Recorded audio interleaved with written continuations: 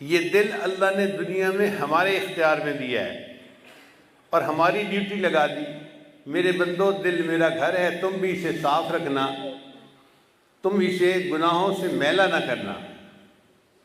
نبی علیہ السلام نے ارشاد فرمایا جب بندہ کوئی گناہ کرتا ہے تو اس کے دل پر ایک سیاہ دھبا لگ جاتا ہے، اگر توبہ کر لے تو وہ دھل جاتا ہے، اور اگر دوسرا گناہ کرے تو ایک دوسرا دھبا لگ جاتا ہے، اور گناہوں پہ گناہ کرتا رہے تو ایسا وقت آتا ہے کہ بندے کا دل بالکل سیاہ ہو جاتا ہے۔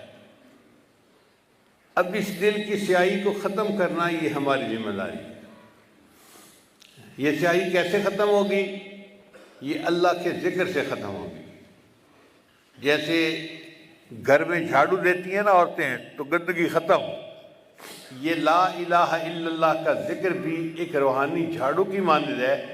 جب بندہ بیٹھ کر یہ ذکر کرتا ہے اللہ تعالیٰ دل کی گندگی کو صاف کر دیتے ہیں۔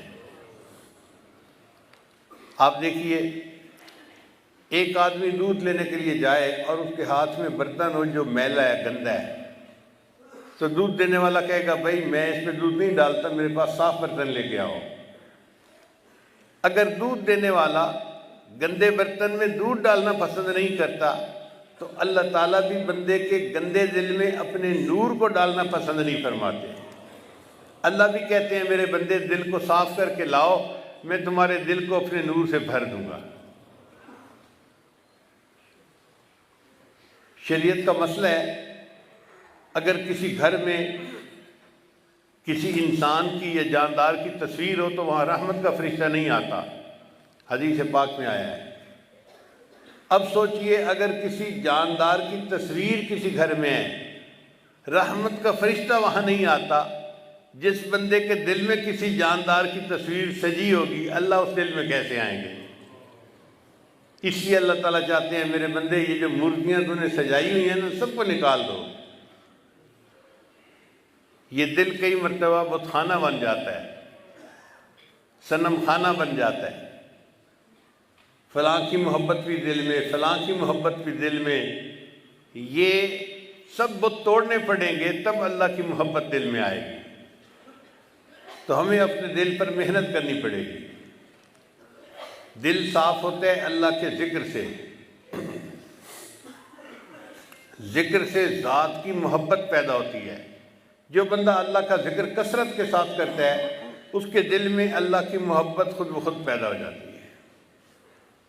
آپ غور کریں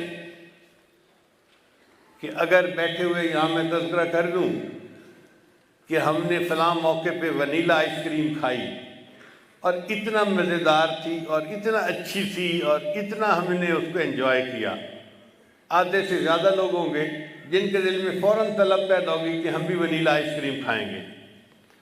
تو ذکر سے ذات کی محبت پیدا ہوئی نا دل میں۔ ہم نے دیکھا ہے کہ انسان جیسے کاروباری لوگوں کے پاس بیٹھتا ہے نا ویسا ہی کاروبار شروع کر دیتا ہے۔ کیوں؟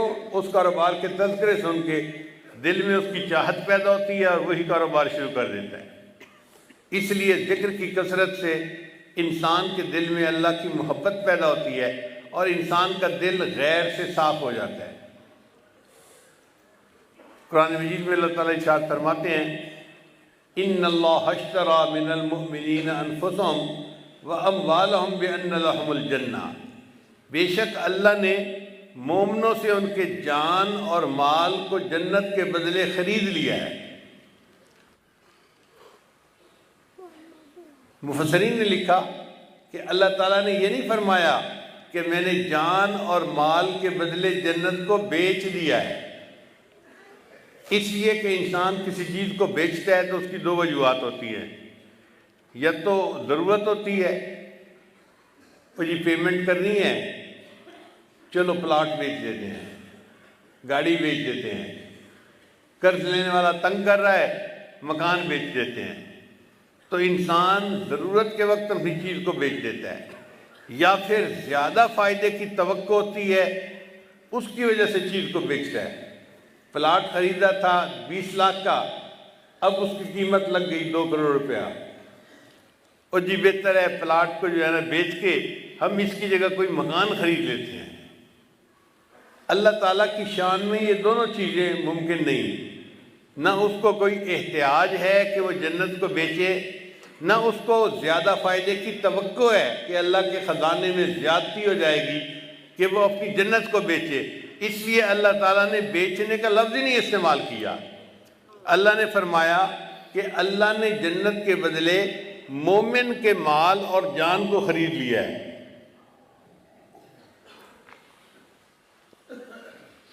اب یہاں طالب علم کے ذہن میں خیال آتا ہے کہ جب بھی بندے کے پاس کچھ فالتو پیسے ہونا، اس کی سب سے پہلی تمنا ہوتی ہے کہ میں گھر اپنا خریدوں، کرائے کے گھر سے جان چھوٹے، میرا اپنا گھر ہونا چاہیے۔ تو اگر اللہ تعالیٰ نے خریدنا ہی تھا تو بندے کا دل خریدتے جو اللہ کا گھر ہے۔ اللہ نے دل کا تو تذکرہ ہی نہیں کیا، اللہ نے تو فرمایا میں نے مومن کے مال اور جان کو جنت کے بدلے خرید لیا۔ اللہ آپ نے اپنا مکان تو خریدا نہیں۔ تو مفسرین نے اس کا بھی جواب دیا۔ مفسرین نے فرمایا کہ دیکھو انسان کا جو دل ہے نا وہ اللہ کا گھر ہے۔ اللہ نے فرمایا میرے بندے اس کو تو میں نے ہے اپنے لیے وقف کر دیا، اور جو چیز وقف کر دی جائے نا پھر اس کی بیع و شراء کی اجازت نہیں ہوتی۔ اللہ نے فرمایا اب اس کی خرید و فروخت کا تو تذکرہ ہی نہیں، یہ تو ہے ہی میرا۔ اس کے بعد تیرے پاس مال اور جان بچی تھی، میں نے جنت کے بدلے میں تیرے مال اور جان کو بھی خرید لیا ہے۔ تو دل تو اللہ کے لیے وقف ہے، اللہ کا گھر ہے۔